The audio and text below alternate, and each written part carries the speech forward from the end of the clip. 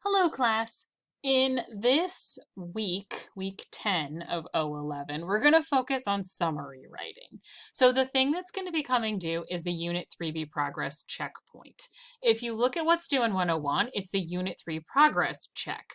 What I want to make really clear right now is that your progress checkpoint is going to include a couple steps and some things to read and think about, and then to construct a summary of the pandemic's remote learning legacy, a lot worth keeping, so that you can use the summary that you create and perfect and really hone by Wednesday 10/26 in the progress check draft that you'll be turning in on Sunday 10:30.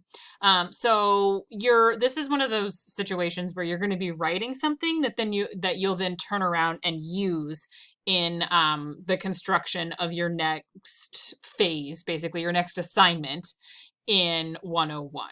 So um, if you look at the details, it's pretty bare bones. If you look at my announcement, I kind of say, like, I want you to write your summary. And here I mention, I want you to read the Unit 3B progress checkpoint assignment details carefully for resources and advice. So you'll notice there's not a lot of linked articles. That's because if you click on the Unit 3B progress checkpoint, there are 3 steps that I want you to complete that incorporate some of the articles I would like you to look over as you're writing this. I want you to review the summary writing and summary writing tips and examples articles, particularly if you did not read these before. So a few weeks back, these were a recommendation, I think during the reading week, a recommendation of articles to read to prepare you for this point. So if you didn't get a chance to read them then, now's the time. It's the summary writing article and the summary writing tips and examples. And then the second step is to write your summary paragraph of reading 2, the pandemic's remote learning legacy, a lot worth keeping, that's required for the Unit 3 essay. And finally, once you've actually written it, use the summary checklist, which is another article, to ensure that you've included the necessary elements in your summary. If you click on this summary checklist, it's going to actually take you through a process where you click on things and you make sure, did I actually include a topic sentence that has this important rhetorical information? Did I include supporting details?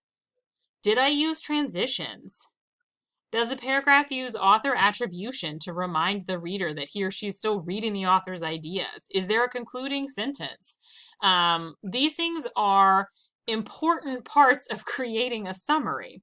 So that is what I would like you to go through and actually physically do the checklist. It's going to look different in student view. You're actually going to have little boxes that you can check to go through the physical act of saying, yes, I included this, yes, I included this, yes, I included this, because these are some of the most important elements of a summary. A summary needs to be objective, it needs to be neutral, it needs to include major details. A summary always starts with a sentence that explains rhetorical information like the author, the publication year, the article title, the publication source, and it includes attributive tags so that we can remember that you're referring back to the ideas of the original author. So these are incredibly important elements of a summary, which is why I want you in doing this assignment to start by really making sure you understand some of the requirements and expectations of summary writing, writing your summary, and then double checking yourself that you have those. Because if you nail it and you write a really good summary here, that is one less thing you need to do towards that progress check, towards your Unit 3 progress check that is the draft due in 101. Because now once you've perfected and written the summary, all you have to do is copy and paste it into your draft where it belongs. So that's what I want you to focus on in this week's checkpoint.